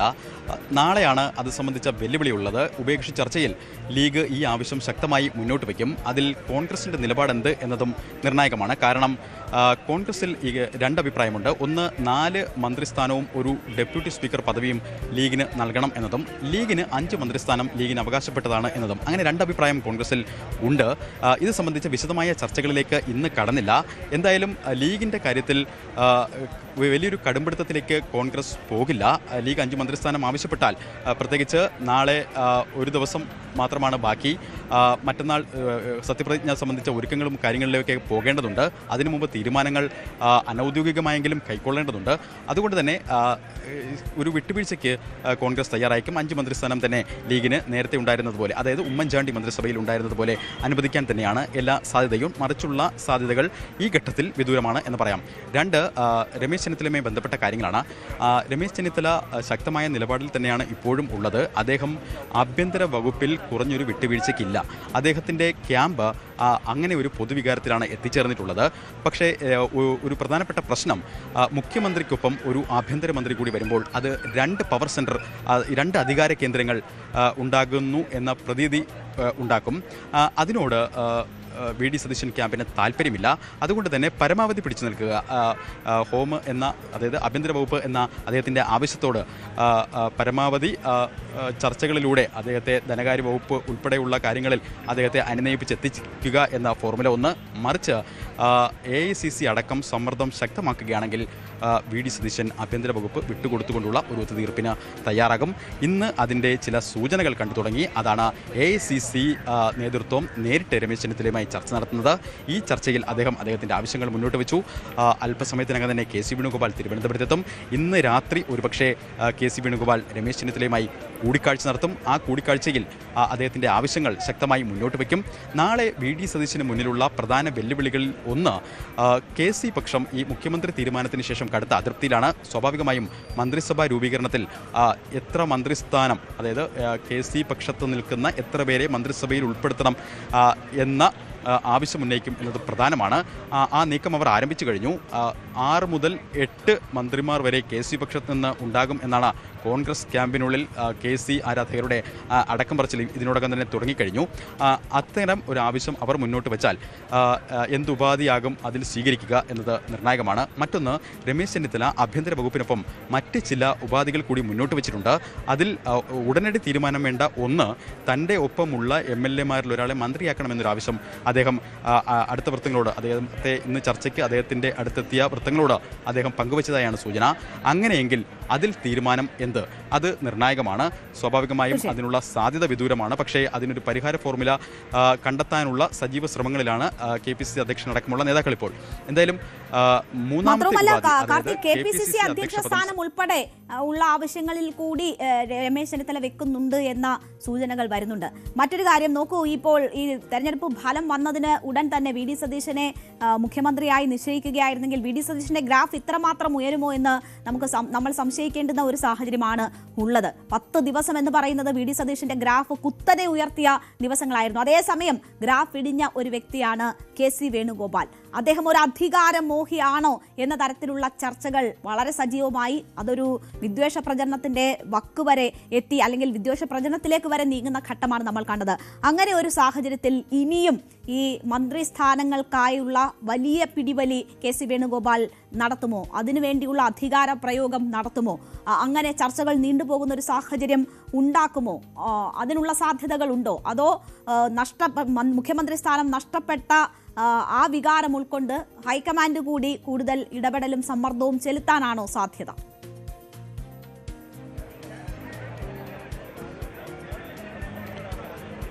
മുഖ്യമന്ത്രി പ്രഖ്യാപനത്തിന് ശേഷം KC പക്ഷം കടുത്ത അസ്വസ്ഥതയിലാണ്. KCയുടെ പ്രതികരണം തന്നെ നമുക്ക് ഓർമ്മിക്കാം. അതായത് സംഘടനാ ജനറൽ സെക്രട്ടറി സ്ഥാനത്ത് തുടരുമോ എന്നൊരു ചോദ്യം അദ്ദേഹത്തോട് ഡൽഹിയിൽ ചോദിച്ചിരുന്നു. ഇനി അതും കൂടി വേണമെങ്കിൽ തരാം. സ്വാഭാവികമായും എത്രത്തോളം പ്രകോപിതനാണ് KC എന്നും അതോടൊപ്പം തന്നെ KCയെ പിന്തുണയ്ക്കുന്നവർ എന്നുകൂടി ആ പ്രതികരണത്തിൽ നിന്ന് വ്യക്തമാണ്. കഴിഞ്ഞ ദിവസങ്ങളിൽ തിരുവനന്തപുരത്ത് പല സ്ഥലങ്ങളിലും VD സതീശൻ എത്തുമ്പോൾ പ്രവർത്തകരുടെ വലിയ തിരക്കുണ്ട്. KPCCയിൽ ഈ മുഖ്യമന്ത്രി പ്രഖ്യാപനത്തിന് ശേഷം സതീശൻ എത്തിയപ്പോഴൊന്നും KC പിന്തുണയ്ക്കുന്നവർ അവിടെ കാര്യമായി ഉണ്ടായിരുന്നില്ല. അതായത് KC ക്യാമ്പ് തീർത്തും അസ്വസ്ഥമാണ്. സ്വാഭാവികമായും KC പക്ഷത്ത് നിൽക്കുന്നവർക്ക് ഒരു ആത്മവിശ്വാസം പകരേണ്ട ഘട്ടമാണിത്. കാരണം അവരിൽ ഉള്ള ഒരു പൊതുവികാരം ഇത്തരത്തിൽ സമൂഹ മാധ്യമങ്ങളിലൂടെ സജീവമായി ചർച്ചകളുണ്ടായി. അത് VD സതീശന് അനുകൂലമായി. അതോടൊപ്പം തന്നെ അത് KC വേണുഗോപാൽ ഒരു അധികാരമോഹി ആണ് എന്ന തരത്തിൽ ചിത്രീകരണം സമൂഹ മാധ്യമങ്ങളിലുണ്ടായി. അതിനോടൊക്കെ അവർക്ക് വലിയ അമർഷമുണ്ട്. സ്വാഭാവികമായും KC വേണുഗോപാൽ ഇന്ന് എത്തുമ്പോൾ മന്ത്രിസഭാ രൂപീകരണ ചർച്ചകൾ, അതും കോൺഗ്രസിൻ്റെ, അത് തന്നെയാണ് ഏവരും ഉറ്റുനോക്കുന്നത്. 11 മന്ത്രിമാർ, അതിൽ 6 പേരെങ്കിലും KC മുന്നോട്ട് വയ്ക്കും എന്നതിലേക്കാണ് കാര്യങ്ങൾ എത്തുന്നത്. അതിനോട് ഏത് തരത്തിലുള്ള വിട്ടുവീഴ്ചകൾ മറുചേരിയിൽ നിന്നുണ്ടാകും എന്നത് നമുക്ക് കണ്ടറിയണം. എന്തായാലും വലിയൊരു നേതൃവിഭാഗം, അതായത് പരിചയസമ്പത്തുള്ള നേതാക്കളും ഒപ്പം യുവനിരയുമുണ്ട് KCയെ പിന്തുണയ്ക്കുന്നവർ. അവരൊക്കെ MLA-മാരായിട്ടുമുണ്ട്. ആ പ്രാതിനിധ്യം മന്ത്രിസഭയിൽ ഉറപ്പുവരുത്താനുള്ള ശ്രമങ്ങളായിരിക്കും KC വേണുഗോപാലിൻ്റെ ഭാഗത്തു നിന്ന് ഇനി ഉണ്ടാകുക. അതിനുള്ള നീക്കങ്ങൾ തന്നെയാകും വരും മണിക്കൂറുകളിൽ ഉണ്ടാവുക. എന്തായാലും AICC നേതാക്കൾ കൂടി ഇവിടെ ഉണ്ട്. അവരുടെ കൂടി സാന്നിധ്യത്തിലായിരിക്കും ചർച്ചകൾ നടക്കുക. ഉഭയകക്ഷി ചർച്ചകൾക്ക് മുമ്പായി തന്നെ കോൺഗ്രസിലെ മന്ത്രിമാരുടെ കാര്യത്തിൽ ഒരു ധാരണയിലേക്ക് എത്താനാണ് ശ്രമം. ശരി, എന്തായാലും അപ്പോൾ മന്ത്രിസഭയിൽ പകുതിയിൽ കൂടുതൽ ആളുകളെ ഉറപ്പാക്കുക, തങ്ങളുടെ പക്ഷത്ത് നിന്ന് ഉറപ്പാക്കുക എന്നൊരു നീക്കം KC വേണുഗോപാൽ നടത്തുന്നു എന്നതാണ് മനസ്സിലാകുന്നത്. അദ്ദേഹം രാത്രിയോടുകൂടി കേരളത്തിലെത്തും. അദ്ദേഹത്തിന്റെ ഡൽഹിയിലുള്ള ഒരു പ്രതികരണം മാത്രമാണ് നമ്മൾ കേട്ടത്. അത് എല്ലാ അസ്വസ്ഥതകളും നിറഞ്ഞ ഒരു പ്രതികരണമായിരുന്നു. അപ്പോൾ അദ്ദേഹം എന്തൊക്കെ പറയുന്നു എന്നത് വളരെ പ്രധാനപ്പെട്ടതാണ്. അദ്ദേഹത്തിന്റെ പ്രതികരണം വളരെ പ്രാധാന്യം അർഹിക്കുന്നതാണ്. അതിനപ്പുറം അദ്ദേഹം നടത്തുന്ന ചർച്ചകൾ, മന്ത്രിസഭയിൽ അദ്ദേഹത്തിൻ്റെതായി വരുന്ന നോമിനികൾ, പകുതിയിലധികം പേരെ തങ്ങൾക്കൊപ്പം ആക്കാനുള്ള ശ്രമം, ഇതൊക്കെ ഏത് തരത്തിൽ ചർച്ചകളെ കൊണ്ടുപോകുന്നു എന്നത് വളരെ പ്രധാനപ്പെട്ടതാണ്. അപ്പോൾ ഈ മന്ത്രിസഭ, പുതിയ മന്ത്രിസഭയുടെ ചർച്ചകൾ വളരെ സജീവമാകുമ്പോൾ ആരൊക്കെ ആയിരിക്കും മന്ത്രിസഭയിൽ ഉണ്ടാവുക എന്ന ചോദ്യം വളരെ പ്രധാനപ്പെട്ടതാണ്. അതിൽ ഗ്രൂപ്പ് സമവാക്യങ്ങൾ ഉറപ്പാക്കാനുള്ള വലിയ ശ്രമം ഒരു ഭാഗത്ത് നടക്കുകയാണ്. ഏതൊക്കെ തരത്തിൽ ഗ്രൂപ്പ് സമവാക്യങ്ങൾ വന്നാലും എന്തായാലും പുതുമുഖങ്ങൾ നിറഞ്ഞ ഒരു മന്ത്രിസഭയായിരിക്കും ഉണ്ടാവുക എന്ന കാര്യത്തിൽ യാതൊരു സംശയവുമില്ല. അതിൽ യുവാക്കളുടെ എണ്ണവും കൂടുതലായിരിക്കും എന്ന് തന്നെയാണ് നമുക്ക് ലഭിക്കുന്ന വിവരങ്ങൾ. അപ്പോൾ ചർച്ചകൾ ഒരു ഭാഗത്ത് നടക്കുന്നു. ചാണ്ടി ഉമ്മനും മാത്യു കുഴൽനാടൻ തുടങ്ങിയ യുവ നേതാക്കൾ വളരെ പ്രാധാന്യത്തോടുകൂടി ഈ സാധ്യതാ പട്ടികയിൽ ഉൾപ്പെട്ടിട്ടുണ്ട്. മുഖ്യമന്ത്രി അടക്കം 21 മന്ത്രിമാരാണ് ഉണ്ടാവുക. ഇതിൽ മുസ്ലിം ലീഗിൽ നിന്ന് 5 മന്ത്രിമാർ ഇത്തവണ ഉണ്ടാകും എന്നതാണ് കരുതുന്നത്. അവർ അങ്ങനെ ഒരു ആവശ്യം തന്നെ മുന്നോട്ട് വെച്ചിരിക്കുന്നു. കേരള കോൺഗ്രസ് ജോസഫ് ഗ്രൂപ്പ് 2 മന്ത്രിസ്ഥാനം ആവശ്യപ്പെട്ടിട്ടുണ്ട്. അത് ഒന്നായി കുറയുമോ അതോ രണ്ടും തന്നെ നൽകാൻ കഴിയുമോ എന്നത് നാളത്തെ ചർച്ചകളിലൂടെ ആയിരിക്കും തീരുമാനിക്കുക. RSPക്കും ഒരു മന്ത്രിസ്ഥാനം നൽകും. മുഖ്യമന്ത്രി ഉൾപ്പെടെ കോൺഗ്രസിന്റെ 11 മന്ത്രിമാർക്ക് സാധ്യത. അത് ഒരുപക്ഷെ ചിലപ്പോൾ 13 വരെയൊക്കെ ആകുമോ? എന്തൊക്കെയായാലും അതെല്ലാം നാളത്തെ ചർച്ചകളിലായിരിക്കും തീരുമാനമാകുക. RSPക്ക് 1, CMPക്ക് 1, കേരള കോൺഗ്രസ് ജേക്കബ് വിഭാഗത്തിന് 1, ചെറുകക്ഷികൾക്ക് വീതം വെച്ച് നൽകുന്ന ഒരു മന്ത്രിസ്ഥാനം എന്നിങ്ങനെ മന്ത്രിസ്ഥാനങ്ങൾ വിഭജിക്കാനുള്ള സാഹചര്യമാണ് നമ്മൾ കാണുന്നത്. നിയമസഭാ തെരഞ്ഞെടുപ്പിലെ ഉജ്ജ്വല വിജയത്തിന് പിന്നാലെയാണ് പുതിയ മന്ത്രിസഭ രൂപീകരിക്കുന്നതിനുള്ള ഒരുക്കങ്ങൾ UDF നടത്തിക്കൊണ്ടിരിക്കുന്നത്. അപ്പോൾ സീനിയോറിറ്റി കൊണ്ടും സ്ഥാനം കൊണ്ടും വരുന്ന പേരുകളൊക്കെ നമുക്കൊന്ന് പരിശോധിച്ചാൽ സണ്ണി ജോസഫിന്റെയും തിരുവഞ്ചൂർ രാധാകൃഷ്ണന്റെയും പേരുകളുണ്ട്. സണ്ണി ജോസഫ് എന്തായാലും മന്ത്രിയാകും എന്ന കാര്യത്തിൽ സംശയമില്ല. KPCC അധ്യക്ഷനായി നിന്നുകൊണ്ട് തന്നെ മത്സരിച്ച വ്യക്തിയാണ്, അവിടെ നിന്ന് ജയിച്ചു വന്ന വ്യക്തിയാണ്. അദ്ദേഹം മന്ത്രിസ്ഥാനത്തിന് ഏറ്റവും യോഗ്യനായിട്ടുള്ള, ഏറ്റവും ആദ്യം പരിഗണിക്കപ്പെടുന്ന പേരുകളിലൊന്നാണ്. തിരുവഞ്ചൂർ രാധാകൃഷ്ണൻ നമുക്കറിയാം, ആഭ്യന്തരമന്ത്രിയായും മറ്റുമൊക്കെ മന്ത്രി സ്ഥാനങ്ങൾ വഹിച്ചു വന്നിട്ടുള്ള വ്യക്തിയാണ്. വളരെ സീനിയർ ആയിട്ടുള്ള നേതാവാണ്. ഒരുപക്ഷെ അദ്ദേഹം സ്പീക്കർ സ്ഥാനത്തേക്കോ മറ്റോ മാറാനുള്ള ഒരു സാധ്യതയും ഈ സമവാക്യങ്ങളൊക്കെ പരിഗണിക്കുമ്പോൾ ഉണ്ടാകുമോ എന്നതൊക്കെ നമ്മൾ നോക്കിയിരിക്കുകയാണ്. എന്തായാലും ഇതിന്റെ ബാക്കി വിശദാംശങ്ങളുമായി ഇപ്പോൾ നമുക്കൊപ്പം VV അരുൺ കൂടി ചേരുകയാണ്. അരുൺ, ഒരു പുതുമുഖങ്ങളാൽ നിറഞ്ഞ മന്ത്രിസഭ വരും എന്ന പ്രതീക്ഷകളാണ് ഇപ്പോഴത്തെ ചർച്ചകൾ നൽകുന്നത്. അതിൽ ഈ ഗ്രൂപ്പ് സമവാക്യങ്ങളൊക്കെ പാലിക്കുക എന്നത് വലിയ കിറാമുട്ടിയായി മാറുമോ? അത് നാളെ ആയിരിക്കും അറിയാൻ പറ്റുക. നാളത്തെ ചർച്ചകളിലായിരിക്കും അക്കാര്യങ്ങളൊക്കെ തീരുമാനിക്കപ്പെടുക. KC വേണുഗോപാലിന്റെ വരവ് തന്നെ മന്ത്രിസഭയിൽ പകുതിയിലധികം ആളുകളെ തന്റേതാക്കി മാറ്റുക, അല്ലെങ്കിൽ തന്റെ ഭാഗത്തു നിന്നുള്ള ആളുകളെ ആക്കി മാറ്റുക എന്നതാണ് അദ്ദേഹം ഉദ്ദേശിക്കുന്നത് എന്നൊക്കെ വരുന്നുള്ള ചർച്ചകൾ നടന്നുകൊണ്ടിരിക്കുകയാണ്. ഏറ്റവും പ്രധാനപ്പെട്ട ഒരു മന്ത്രി സ്ഥാനം തന്നെ രമേശ് ചെന്നിത്തല ആഗ്രഹിക്കുന്നുണ്ട്. അപ്പോൾ സാധ്യതകൾ എങ്ങനെയാണ് അരുൺ? ആരൊക്കെ പുതുമുഖങ്ങളായി വരും? വനിതകൾ എത്ര പേരുണ്ടാകും? അതിലാർക്കൊക്കെയാണ് സാധ്യത? എന്തൊക്കെയാണ് നമുക്ക് ഇപ്പോൾ ലഭിക്കുന്ന സൂചനകൾ?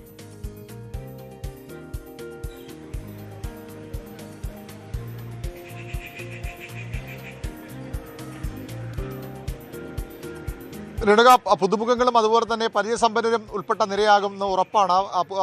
PC വിഷ്ണുനാഥിനെ പോലുള്ള, മാത്യു കുഴൽനാടനെ പോലുള്ള MLA-മാർ മന്ത്രിസ്ഥാനത്തേക്ക് വരാനുള്ള സാധ്യത തള്ളിക്കളയാനാകില്ല. അതെല്ലാം KC വേണുഗോപാൽ പക്ഷത്തു നിന്നുള്ള മന്ത്രിമാരാണ്. ബിന്ദു കൃഷ്ണയും ഷാനിമോൾ ഉസ്മാനും രണ്ടുപേരും വനിതാ പ്രാതിനിധ്യമായി മന്ത്രിസഭയിൽ ഉണ്ടാകുമെന്ന് ഏറെക്കുറെ ഉറപ്പാണ്. തിരുവനന്തപുരത്ത് നിന്ന് K മുരളീധരൻ, അദ്ദേഹം മുൻ മന്ത്രിയാണ്. പക്ഷേ മന്ത്രിയായ ശേഷം അദ്ദേഹത്തിന് തെരഞ്ഞെടുപ്പിൽ മത്സരിച്ച് ജയിക്കാൻ കഴിയാതെ മന്ത്രിസ്ഥാനം രാജിവെക്കേണ്ടി വന്നയാളാണ്.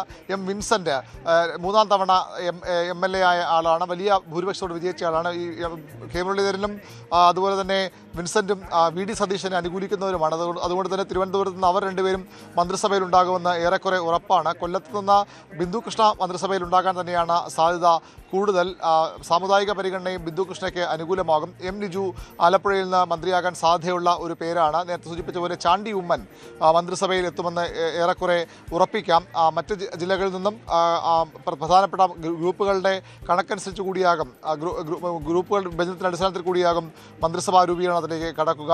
UDF-ന്റെ മന്ത്രിമാരുടെ കാര്യത്തിലും ഏറെക്കുറെ തീരുമാനമാകുന്നു. UDF യോഗം ഇന്ന് ചേർന്നെങ്കിലും അതൊരു ഔപചാരിക യോഗമായി മാത്രം അവസാനിക്കുകയായിരുന്നു. വിശദമായ ചർച്ച, നാളെ ഉഭയ ചർച്ച എല്ലാ കക്ഷികളുമായി നാളെ രാവിലെ 10 മണിക്ക് ചർച്ച ആരംഭിച്ച് വൈകുന്നേരത്തോടുകൂടി മന്ത്രിസഭാ രൂപീകരണ ചർച്ചകൾ അവസാനിപ്പിക്കാമെന്ന പ്രതീക്ഷയാണ് UDF ക്യാമ്പിന് ഉള്ളത്.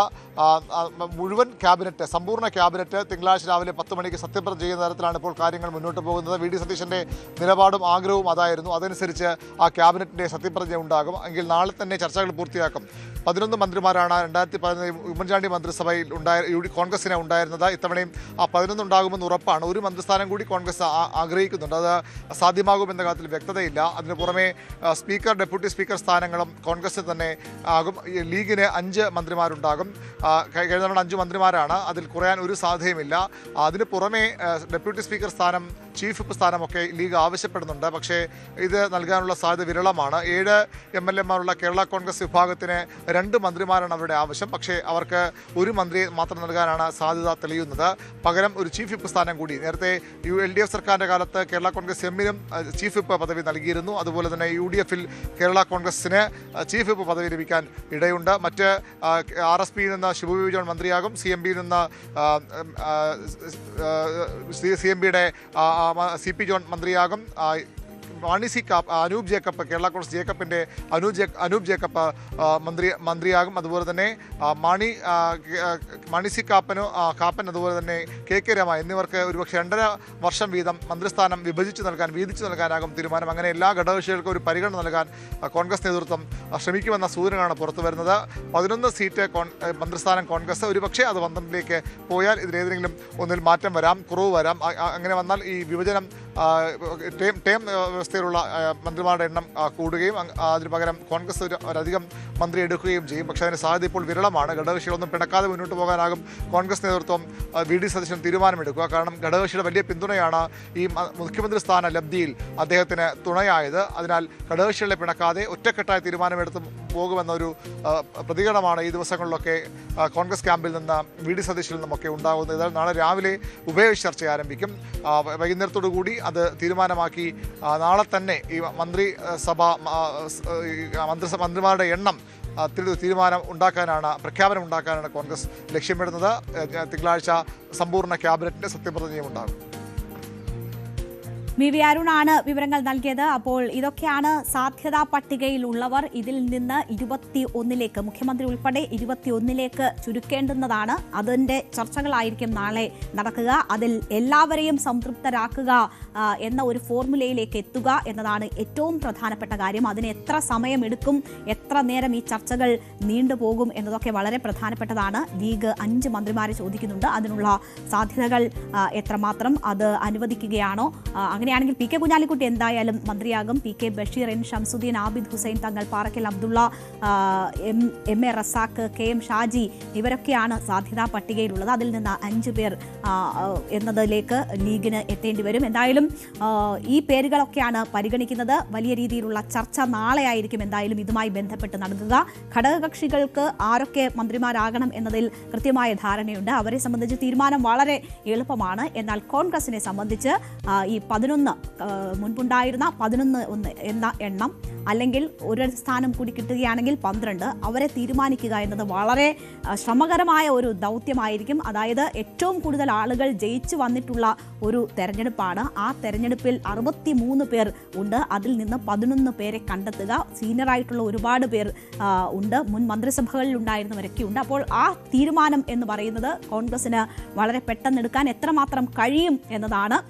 ഒപ്പം രമേശ് ചെന്നിത്തലയെ അനുനയിപ്പിക്കുക എന്ന വലിയ ഒരു ദൗത്യം കൂടിയുണ്ട്. അദ്ദേഹം പ്രധാനപ്പെട്ട ഒരു വകുപ്പ് കിട്ടിയാൽ വി.ഡി. സതീശൻ മന്ത്രിസഭയിൽ ഉണ്ടാകും എന്നതിൻ്റെ സൂചന തന്നെയാണ് ഈ മണിക്കൂറിൽ വന്നുകൊണ്ടിരിക്കുന്നത്. അതിന് മറ്റ് 2 പേർ, കെ സി വേണുഗോപാൽ പക്ഷവും ഒപ്പം വി.ഡി. സതീശനും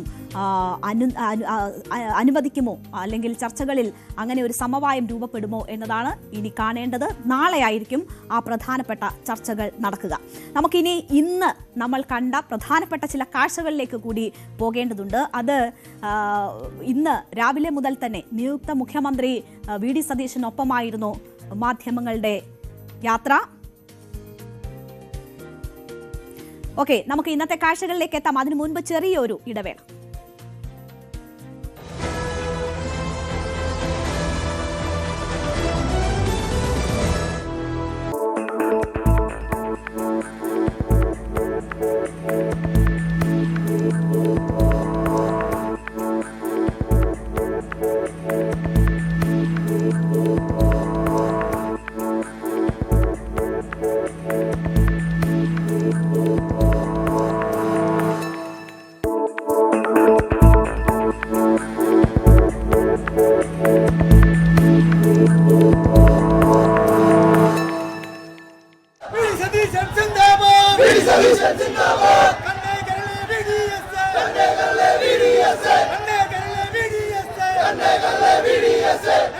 പരാജിതരുടെ ഹീറോയാണ് കർണൻ.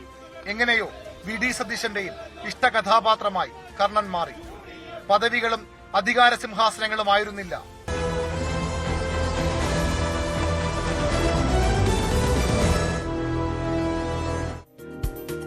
അപ്പോൾ മാധ്യമങ്ങൾ നിയുക്ത മുഖ്യമന്ത്രി വി ഡി സതീശനൊപ്പം സഞ്ചരിച്ച ഒരു പകലാണ് ഇന്ന് കടന്നുപോയത്. മുഖ്യമന്ത്രി സ്ഥാനത്തേക്കുള്ള വരവ് ദൈവീക നിയോഗമായി കാണുന്നു എന്നാണ് ഇന്നലെ വി ഡി സതീശൻ പറഞ്ഞത്.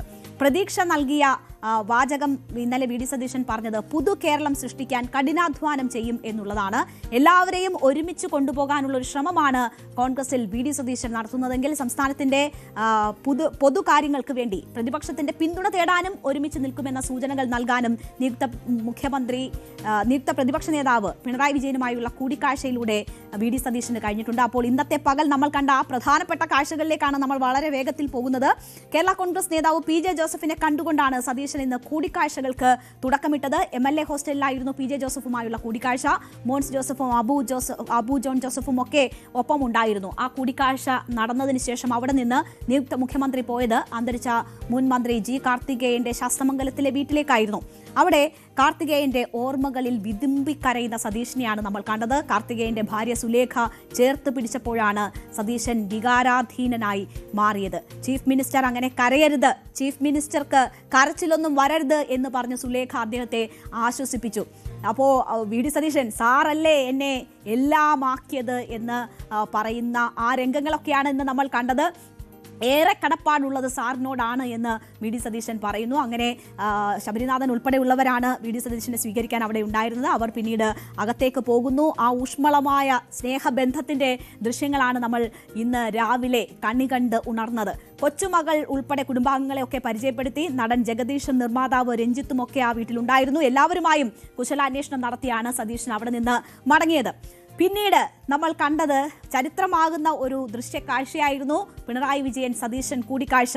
മുൻ മുഖ്യമന്ത്രി പിണറായി വിജയനെ വസതിയിൽ സന്ദർശിക്കുകയായിരുന്നു നിയുക്ത മുഖ്യമന്ത്രി വി ഡി സതീശൻ. ഉച്ചയ്ക്ക് 12 മണിയോടെയാണ് ബേക്കറി ജംഗ്ഷനിലെ പിണറായി വിജയന്റെ വാടക വീട്ടിലേക്ക് വി ഡി സതീശൻ എത്തിയത്. കഴിഞ്ഞ 5 വർഷം നേർക്കുനേർ സഭയിൽ ഏറ്റുമുട്ടിയ 2 നേതാക്കൾ വളരെ ഊഷ്മള സൗഹൃദത്തിന്റെ ഒരു കൂടിക്കാഴ്ചയുടെ ദൃശ്യങ്ങൾ നമുക്ക് മുന്നിൽ നൽകുകയായിരുന്നു. പിണറായി വിജയൻ, ഭാര്യ കമല, മകൾ വീണ തുടങ്ങിയവർ പുറത്തെത്തി തന്നെ വി ഡി സതീശനെ സ്വീകരിക്കുന്നു. പിണറായി ഹസ്തദാനം നൽകിയാണ് നിയുക്ത മുഖ്യമന്ത്രിയെ വീടിനുള്ളിലേക്ക് ക്ഷണിച്ചത്. പ്രസന്നവദനായ പിണറായി വിജയനെ നമ്മൾ ആ ദൃശ്യങ്ങളിൽ കാണുന്നു. ചായ നൽകി സൽക്കരിച്ചു. CM നല്ല ചിട്ടയുള്ള ആളാണ്, എനിക്കതൊന്നുമില്ല എന്നൊക്കെയാണ് വി ഡി സതീശൻ ഈ കൂടിക്കാഴ്ചയ്ക്ക് ശേഷം പറഞ്ഞത്. ഞാൻ ഭക്ഷണം പകുതിയെ കഴിക്കുകയുള്ളൂ എന്നുമൊക്കെ സതീശൻ പറഞ്ഞു. എന്തായാലും കുശല അന്വേഷണങ്ങൾക്കൊക്കെ ശേഷം രണ്ടുപേരും പുറത്തിറങ്ങി മാധ്യമങ്ങളെ കണ്ടു. സംസ്ഥാന രാഷ്ട്രീയത്തിലെ ഏറ്റവും സീനിയറായ ആളാണ് പിണറായി വിജയൻ എന്ന് വി ഡി സതീശൻ പറയുന്നു. സംസ്ഥാനത്തിന്റെ പ്രധാനപ്പെട്ട കാര്യങ്ങൾക്ക് ഒരുമിച്ച് നിൽക്കാനുള്ള പിന്തുണ പിണറായി വിജയന്റെ ഭാഗത്തു നിന്ന് ഉണ്ടാകണമെന്നൊരു അഭ്യർത്ഥന നിയുക്ത മുഖ്യമന്ത്രി മുന്നോട്ട് വെക്കുന്നു. സത്യപ്രതിജ്ഞയ്ക്ക് പിണറായി വിജയനെ ക്ഷണിച്ചുവെന്നും വി ഡി സതീശൻ പറയുന്നു. ഒരു വലിയ രാഷ്ട്രീയ മാതൃകയായി ആ ദൃശ്യങ്ങളും കാഴ്ചകളും പ്രതികരണവും മാറുന്നതാണ് നമ്മൾ കണ്ടത്. ഞാൻ അദ്ദേഹത്തെ കാണാൻ വന്നത്, അദ്ദേഹം കേരളത്തിലെ രാഷ്ട്രീയ നേതാക്കളിൽ ഏറ്റവും സീനിയറായിട്ടുള്ള ഒരാളാണ്. 10 വർഷം മുഖ്യമന്ത്രിയായിരുന്ന ആളാണ്. 16 വർഷം പാർട്ടി സെക്രട്ടറി ആയിരുന്ന ആളാണ്. പരിണതപ്രജ്ഞനായ ഒരു രാഷ്ട്രീയ നേതാവാണ്. അപ്പം നമ്മളൊരു പ്രധാനപ്പെട്ട ദൗത്യം ഏറ്റെടുക്കുകയാണ്. മാത്രമല്ല അദ്ദേഹം പ്രതിപക്ഷ നേതൃസ്ഥാനത്തേക്ക് കൂടി വരികയാണ്. നമ്മുടെ കേരളത്തിൻ്റെ കാര്യങ്ങൾക്ക് വേണ്ടിയിട്ട്, പ്രധാനപ്പെട്ട കാര്യങ്ങൾക്ക്, എല്ലാ കാര്യങ്ങൾക്കും ഒരുമിച്ച് നിൽക്കാൻ പറ്റില്ല. രാഷ്ട്രീയമുണ്ട് ഉറപ്പായിട്ടും.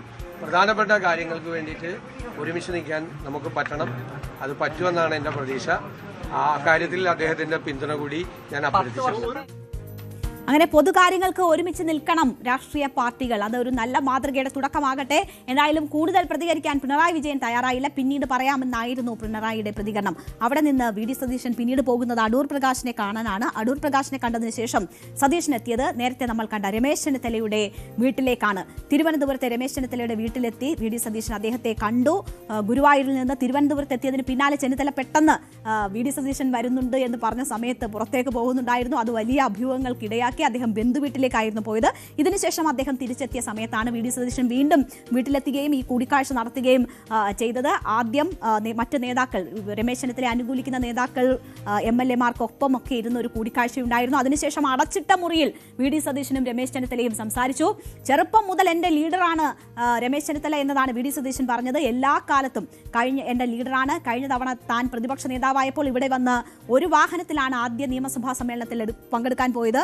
എത്രയോ വർഷമായിട്ട് ഈ വീട്ടിൽ വരുന്ന ആളാണ് താൻ എന്നൊക്കെ വി.ഡി. സതീശൻ പറയുന്നു. അവസാനം എന്തായാലും വിളിക്കാം എന്ന് പറഞ്ഞുകൊണ്ടാണ് വി.ഡി. സതീശൻ മടങ്ങിയത്. അത് അനുനയത്തിനുള്ള വലിയ ശ്രമമായിരുന്നു. അപ്പോൾ ഈ ദൗത്യം ഏറ്റെടുക്കുമ്പോൾ എനിക്കൊപ്പം ഉണ്ടാകും എന്ന് 100% ഉറപ്പുണ്ട് എന്ന് വി.ഡി. സതീശൻ പറഞ്ഞു. ആ ഉറപ്പ് എനിക്ക് കിട്ടിയിട്ടുണ്ട് എന്നും വി.ഡി. സതീശൻ പറഞ്ഞു. ആ വാക്കുകൾ കൂടി കേൾക്കാം. വി.ഡി. സതീശൻ മുഖ്യമന്ത്രിയായതിൽ ഞാൻ സന്തോഷിക്കുന്നു. ഹൈക്കമാൻഡിൻ്റെ തീരുമാനത്തെ ഞാൻ സർവാത്മന സ്വാഗതം ചെയ്യുന്നു. ഇന്ന് രാവിലെ ഗുരുവായൂരിൽ 1-ാം തീയതി ആയതുകൊണ്ട് ഗുരുവായൂരിൽ പോയി ഞാൻ തൊഴുതിട്ട് പത്രക്കാരെ കണ്ടപ്പോൾ ഞാനിത് പറഞ്ഞതാണ്. അദ്ദേഹം ഇവിടെ പറഞ്ഞു, വളരെയേറെ വ്യക്തിപരമായ ബന്ധങ്ങളുള്ളവരാണ് ഞങ്ങളെല്ലാവരും.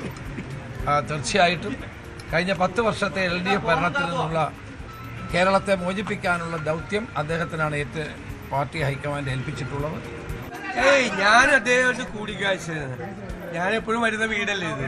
കൊച്ചിലെ തൊട്ട് ചെറുപ്പത്തിലോട്ട് എൻ്റെ ലീഡറാണ് അദ്ദേഹം എല്ലാ കാലത്തും.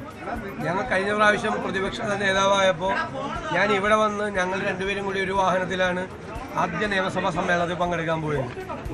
എത്രയോ വർഷമായിട്ട് ഈ വീട് ഉണ്ടാക്കിയ കാലം മുതൽ ഈ വീട്ടിൽ വരുന്ന ഒരാളാണ് ഞാൻ അദ്ദേഹത്തെ കാണണ്ടേ. അത് നിങ്ങൾ ഉദ്ദേശിക്കുന്ന ആ തരത്തിലുള്ള ഒരു കാര്യങ്ങളുമില്ല. അദ്ദേഹം എൻ്റെ ജ്യേഷ്ഠ സഹോദരന് തുല്യനായ ഒരാളാണ്, എൻ്റെ നേതാവായിട്ടുള്ള ഒരാളാണ്. അദ്ദേഹത്തിൻ്റെ എല്ലാ അനുഗ്രഹവും എനിക്ക് ഈ ദൗത്യം ഏറ്റെടുക്കുമ്പോൾ ഉണ്ടാകുമെന്ന് എനിക്ക് 100% എനിക്ക് ഉറപ്പുണ്ട്. അദ്ദേഹം അത് ചെയ്ത് എനിക്ക് തന്നിട്ടുണ്ട്. അതൊക്കെ ഞങ്ങൾ പാർട്ടി ചർച്ച ചെയ്തുകൊണ്ടിരിക്കുന്ന കാര്യങ്ങളാണ്. അത് അദ്ദേഹവുമായിട്ട് തന്നെ കൂടിയാലോചിച്ച് ആ കാര്യങ്ങളിലെല്ലാം തീരുമാനമുണ്ട്. എല്ലാ അതൃപ്തിയും രമേശ് ചെന്നിത്തലയുടെ മുഖത്തുണ്ടായിരുന്നു. വിഷമമാണോ അതൃപ്തിയാണോ എന്തായാലും അതൊക്കെ പ്രകടമാകുന്നുണ്ടായിരുന്നു അദ്ദേഹത്തിന്റെ മുഖത്ത്. എന്തായാലും മന്ത്രിസഭയിൽ ഉണ്ടാകുമോ എന്ന ചോദ്യത്തിന് അദ്ദേഹം ആ സമയത്ത് മറുപടി നൽകിയില്ല. ആ സസ്പെൻസ് ഇപ്പോഴും തുടരുകയാണ്. പക്ഷേ അദ്ദേഹം അനുനയിക്കപ്പെട്ടിരിക്കുന്നു എന്ന വിവരങ്ങളുണ്ട്. മന്ത്രിസഭയിൽ ഉണ്ടാകും, പ്രധാനപ്പെട്ട ഒരു വകുപ്പോട് കൂടി എന്ന സൂചനകൾ വന്നു കഴിഞ്ഞിരിക്കുന്ന ഒരു സമയമാണ് ഇത്. എന്തായാലും എല്ലാവരെയും ഒരുമിച്ച് കൊണ്ടുപോകാനുള്ള ഒരു ശ്രമം വി.ഡി. സതീശന്റെ ഭാഗത്തു നിന്നും ഉണ്ടാകുന്നു എന്നതിന്റെ സൂചനകളായിരുന്നു ഈ കൂടിക്കാഴ്ച. അതങ്ങനെ തന്നെ ആകട്ടെ.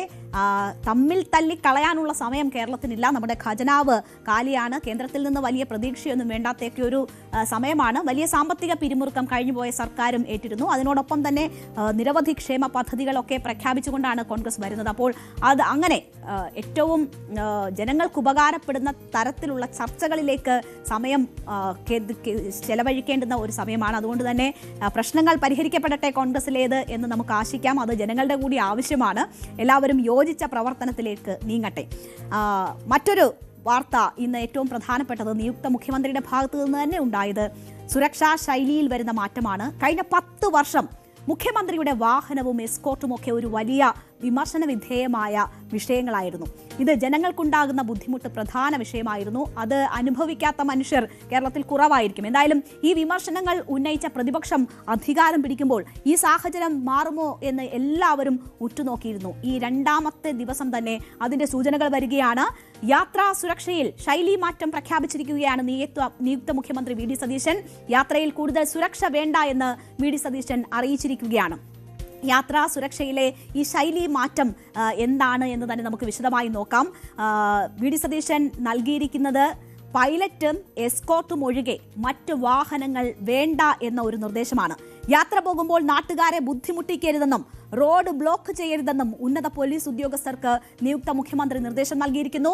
എസ്കോർട്ട് വേണ്ട എന്നായിരുന്നു നിലപാട്. എന്നാൽ അത് നിർബന്ധമാണെന്ന് പോലീസ് ഉദ്യോഗസ്ഥർ അറിയിച്ച സാഹചര്യത്തിലാണ് അതിന്റെ എണ്ണം ചുരുക്കണം എന്ന ഒരു കർശന നിർദ്ദേശം നിയുക്ത മുഖ്യമന്ത്രി നൽകിയിരിക്കുന്നത്.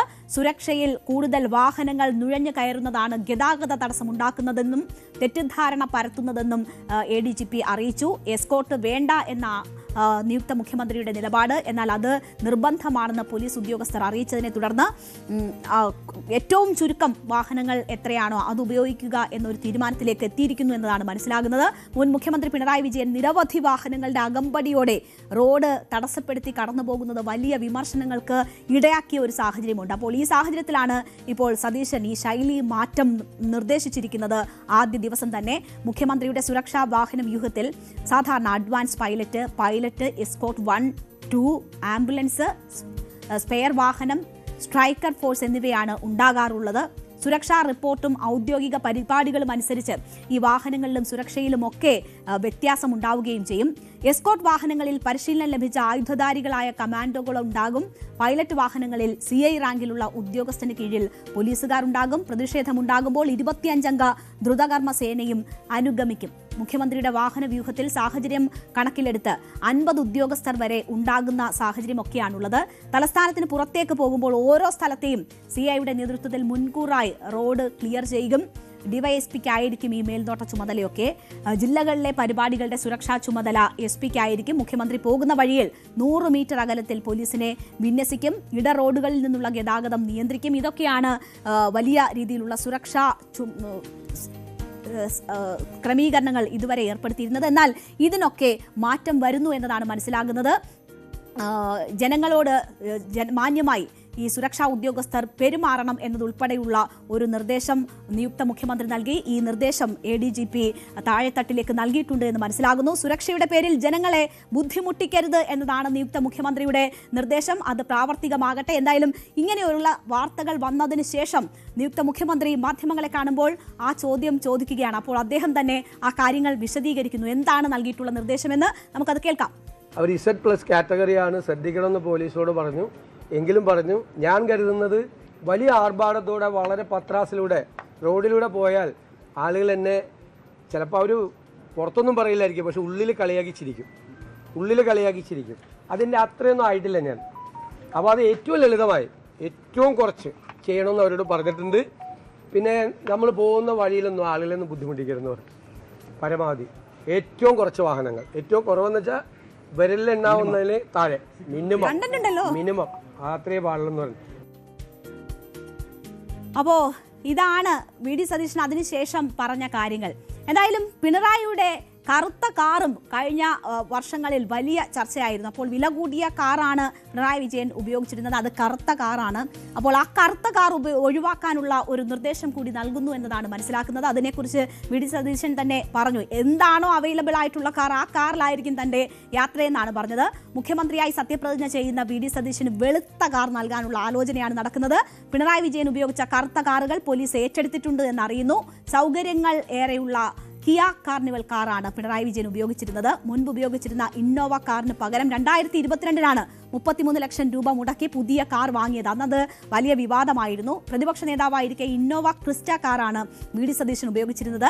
രമേശ് ചെന്നിത്തല പ്രതിപക്ഷ നേതാവായിരിക്കെ ഉപയോഗിച്ച കാറായിരുന്നു VD സതീശനും 2023 ജനുവരി വരെ ഉപയോഗിച്ചിരുന്നത്. അപ്പോൾ മാധ്യമങ്ങൾ ചോദിച്ചപ്പോൾ ഇതിനെക്കുറിച്ച് VD സതീശൻ പറഞ്ഞത് നമ്മൾ കേട്ടുവല്ലോ. അപ്പോൾ പുതിയ കാർ ഒന്നും വാങ്ങില്ല, മാതൃക സൃഷ്ടിക്കും. അതായത് നയിക്കുന്നവർ സൃഷ്ടിക്കുന്ന മാതൃകയായിരിക്കും താഴെയുള്ളവർ പിന്തുടരുക. അതുകൊണ്ട് താൻ ആ മാതൃക സൃഷ്ടിക്കുമെന്ന് VD സതീശൻ പറയുന്നു. ആർഭാടത്തോടെ പോയാൽ ആളുകൾ കളിയാക്കിച്ചിരിക്കും, അത്രയൊന്നും താൻ ആയിട്ടില്ല എന്നതാണ് VD സതീശൻ പറയുന്നത്. നമ്മൾ പത്രാസും ആർഭാടവും കാണിച്ചാൽ എല്ലാവരും അത് കാണിക്കും, അതിനുള്ള ത്രാണി നമ്മുടെ ഖജനാവിനില്ല എന്നും കൂടി പറയുന്നു. എന്തായാലും ഇതൊരു നല്ല മാതൃകയാകട്ടെ, അതാണ് നമ്മൾ പറഞ്ഞു തുടങ്ങിയത്. മോന്തായം വളഞ്ഞാൽ സർവ്വതും വളയും എന്നതാണ്. അപ്പോൾ അങ്ങനെ ഒരു മാതൃക സൃഷ്ടിക്കാൻ അദ്ദേഹത്തിനാകട്ടെ, ചിലവ് കുറയട്ടെ, ആർഭാടം ഒഴിവാകട്ടെ. നമ്മുടെ ഇപ്പോൾ വരുന്ന ഒരു പ്രധാനപ്പെട്ട വാർത്തയിലേക്ക് കൂടി പോവുകയാണ്. UDF സർക്കാരിന്റെ സത്യപ്രതിജ്ഞാ ചടങ്ങിൽ തിങ്കളാഴ്ച തമിഴ്നാട് മുഖ്യമന്ത്രി C. Joseph വിജയ്ക്ക് ക്ഷണക്കത്തയച്ച് chief secretary. നിയുക്ത മുഖ്യമന്ത്രി VD സതീശന്റെ നിർദ്ദേശപ്രകാരമാണ് ക്ഷണക്കത്തയച്ചത്. തെലങ്കാന മുഖ്യമന്ത്രി രേവന്ത് റെഡ്ഡി, കർണാടക മുഖ്യമന്ത്രി സിദ്ധാരാമയ്യ, ഉപമുഖ്യമന്ത്രി DK ശിവകുമാർ എന്നിവർക്കും ക്ഷണമുണ്ട്. അജയ് സുധ ബിജു വിവരങ്ങളുമായി ചേരുന്നു. അജയ്, C. ജോസഫ് വിജയിയെ വിളിക്കും എന്നത് ഇന്നലെ മുതൽ വരുന്ന വാർത്തയാണ്. വിജയ് വരുമോ ഇല്ലയോ എന്നുള്ളതാണ് നമുക്ക് അറിയേണ്ടത്. എന്തായാലും ഇപ്പോൾ ക്ഷണം ഔദ്യോഗികമായിരിക്കുന്നു. എന്തൊക്കെ സൂചനകളാണ് ലഭിക്കുന്നത്? ഏതൊക്കെ പ്രമുഖ വ്യക്തികളായിരിക്കും ഈ സത്യപ്രതിജ്ഞാ ചടങ്ങിൽ ഉണ്ടാവുക?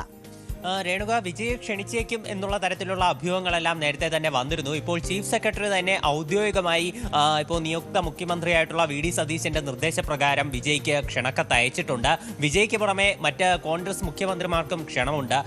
തെലങ്കാന മുഖ്യമന്ത്രിയായിട്ടുള്ള രേവന്ത് റെഡ്ഡി, കർണാടക മുഖ്യമന്ത്രി സിദ്ധരാമയ്യ, ഉപമുഖ്യമന്ത്രി DK ശിവകുമാർ, ഇവർക്കെല്ലാം ക്ഷണമുണ്ട്. ഇവർക്ക് പുറമെ ഹിമാചൽ പ്രദേശിന്റെ മുഖ്യമന്ത്രിയായിട്ടുള്ള സുഖ്വീന്ദർ സിംഗ് സുഖുവിന്, പിന്നെ ജമ്മു കാശ്മീർ മുഖ്യമന്ത്രിയായ മുഖ്യമന്ത്രിയായിട്ടുള്ള ഒമർ അബ്ദുള്ളയ്ക്ക്, പിന്നെ അതുമാത്രമല്ല ജാർഖണ്ഡ് മുഖ്യമന്ത്രി ഹേമന്ത് സോറൻ ഉൾപ്പെടെ ക്ഷണക്കത്ത് നൽകാൻ ആലോചനയിലുണ്ട്. ഇപ്പോൾ ഇവർക്ക് ഈ അവസാനം പറഞ്ഞ 3 പേർക്ക് ക്ഷണക്കത്ത് അയച്ചോ എന്നുള്ള കാര്യത്തിൽ വ്യക്തതയില്ല.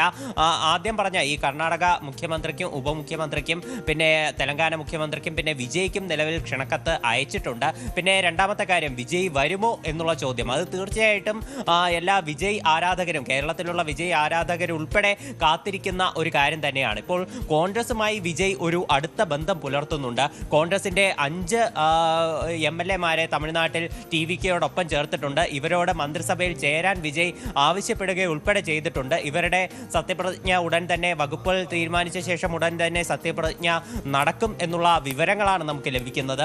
അപ്പോൾ അതുകൊണ്ട് കോൺഗ്രസുമായി ഒരു അടുത്ത ബന്ധം പുലർത്തുന്ന നേതാവ് എന്നുള്ള നിലയിൽ കേരളത്തിൽ ഒരു കോൺഗ്രസ് മന്ത്രിസഭ സത്യപ്രതിജ്ഞ ചെയ്യുമ്പോൾ ആ അവസരത്തിൽ വിജയം സന്നിഹിതനാകാനുള്ള സാധ്യത അത് വളരെയധികം കൂടുതലാണ്. മാത്രമല്ല കേരളത്തിലുള്ള TVKയുടെ പ്രവർത്തനങ്ങൾ അത് കൂടുതൽ സജീവമാക്കാൻ വിജയ് ആരാധകർ ആലോചിക്കുന്നുണ്ട്. വിജയ് സത്യപ്രതിജ്ഞ ചെയ്ത വേളയിൽ ഇവിടെ തിരുവനന്തപുരത്തും അതുപോലെ കൊല്ലത്തും നിരവധി ആഘോഷങ്ങൾ ആരാധകർ സംഘടിപ്പിച്ചിരുന്നു. ബാലരാമപുരത്തുള്ള വിജയുടെ ഫാൻസ് അസോസിയേഷൻ ഉൾപ്പെടെ നിരവധി കിറ്റുകൾ അടക്കം വിതരണം ചെയ്യുന്ന ഒരു പശ്ചാത്തലം നമ്മൾ കണ്ടു. അതുപോലെ വയനാട്ടിലും വിജയുടെ ആരാധകർ ഒരു TVKയുടെ യൂണിറ്റ് തുടങ്ങാനുള്ള ഒരു നടപടിക്രമങ്ങളെല്ലാം ഇതിനോടകം തന്നെ ആരംഭിച്ചിട്ടുണ്ട്. അവിടെ വിജയ് ആരാധകർ ഒരു ആപ്പ് രൂപീകരിച്ച് TVKയുടെ മെമ്പർഷിപ്പ് അത് സജീവമാക്കാനുള്ള നീക്കങ്ങൾ നടത്തി വരികയാണ്. അങ്ങനെ TVKയുടെ പ്രവർത്തനങ്ങൾ തമിഴ്നാട്ടിലേതുപോലെ കേരളത്തിലും കൂടുതൽ ഒരു സജീവമായിക്കൊണ്ടിരിക്കുകയാണ്. അപ്പോൾ ആ ഒരു കാര്യം കൂടി പരിഗണിക്കുകയാണെങ്കിലും വിജയ് വരാനുള്ള സാധ്യതയാണ് നമ്മൾ കൂടുതൽ കാണുന്നത്. ഇതുവരെ താരത്തിൽ നിന്ന് ഔദ്യോഗികമായിട്ടുള്ള ഒരു കൺഫർമേഷൻ ഒന്നും ലഭിച്ചിട്ടില്ല. എന്നാലും വരുമെന്ന് തന്നെ നമുക്ക് മുൻകൂട്ടി കാണാം. അങ്ങനെ വരികയാണെങ്കിൽ അത് 10 വർഷങ്ങൾക്ക് ശേഷം ഒരു കോൺഗ്രസ് സർക്കാരിന്റെ സത്യപ്രതിജ്ഞ ചടങ്ങ് നേരിൽ കാണാനായി കാത്തിരിക്കുന്ന കോൺഗ്രസ് പ്രവർത്തകർക്കൊരു ആശങ്കയായിരിക്കും. കാരണം വിജയെ കാണാനായിട്ട് വലിയ തോതിൽ വിജയ് ആരാധകർ അവിടെ തടിച്ചുകൂടാനും സാധ്യതയുണ്ട്. തീർച്ചയായും ഞാനും അത് ആലോചിച്ചു. ഈ വാർത്ത പറഞ്ഞപ്പോൾ തന്നെ ഞാനും അത് ആലോചിച്ചു. കാരണം മുന്നണി എന്ന നിലയിൽ തമിഴ്നാട്ടിൽ വലിയ പ്രതീക്ഷ കോൺഗ്രസ് വെച്ച് പുലർത്തുന്നുണ്ട് വിജയുമായിട്ടുള്ള ഇപ്പോഴത്തെ ഈ ബന്ധം. അപ്പോൾ അത് ഊഷ്മളമാക്കുക എന്ന ഒരു ലക്ഷ്യം ഈ ക്ഷണത്തിന് പിന്നിൽ ഉണ്ടാകാം. പക്ഷേ വിജയ് വരികയാണെങ്കിൽ ഇവിടെ UDF-ന് അധികാരം കിട്ടി. UDF 10 വർഷത്തിന് ശേഷം അധികാരത്തിലേക്ക് വരുന്നു. VD സതീശൻ വലിയ ജനവികാരത്തോടു കൂടി അദ്ദേഹം ഈ ഭരണത്തെ നയിക്കാനായി തെരഞ്ഞെടുക്കപ്പെട്ടിരിക്കുന്നു. അദ്ദേഹത്തിന്റെ സത്യപ്രതിജ്ഞാ ചടങ്ങിന്റെ എല്ലാ അട്രാക്ഷനും വിജയിലേക്ക് പോകുന്ന ഒരു സാഹചര്യം എന്തായാലും വിജയ് വരികയാണെങ്കിൽ ഉണ്ടാവും. കേരളത്തിൽ തമിഴ്നാട് കഴിഞ്ഞാൽ ഏറ്റവും കൂടുതൽ വിജയുടെ വിജയത്തിൽ ആഹ്ലാദിച്ചത് മലയാളികളാണ് എന്ന് പറയാം. വിജയ് ഫാൻസ് ആണ് എന്ന് പറയാം. അപ്പോൾ ആ അട്രാക്ഷൻ എന്തായാലും വിജയിലേക്ക് പോകാൻ മാത്രമായിരിക്കും വിജയ് വരികയാണെങ്കിൽ അത് ഉതകുന്നത്. എന്തായാലും നമുക്ക് കാത്തിരിക്കാം. വിജയ് വരുന്നു എന്നത് നമുക്ക് സന്തോഷമാണ്. ഏത് അതിഥികൾ വന്നാലും അവരെ സന്തോഷത്തോടെ ഉൾക്കൊള്ളുന്നവരാണ് മലയാളികൾ. അപ്പോൾ വിജയ് വരികയാണെങ്കിൽ വരട്ടെ. എന്തായാലും ക്ഷണം ഇപ്പോൾ ഔദ്യോഗികമായിരിക്കുന്നു. നമ്മുടെ വൈകുന്നേരത്തിന്റെ ഇന്നത്തെ സമയം ഇവിടെ അവസാനിക്കുകയാണ്. ഇടവേളയ്ക്ക് ശേഷം ഇലക്ഷൻ ചാനൽ കാണാം. എല്ലാ പ്രേക്ഷകർക്കും നന്ദി.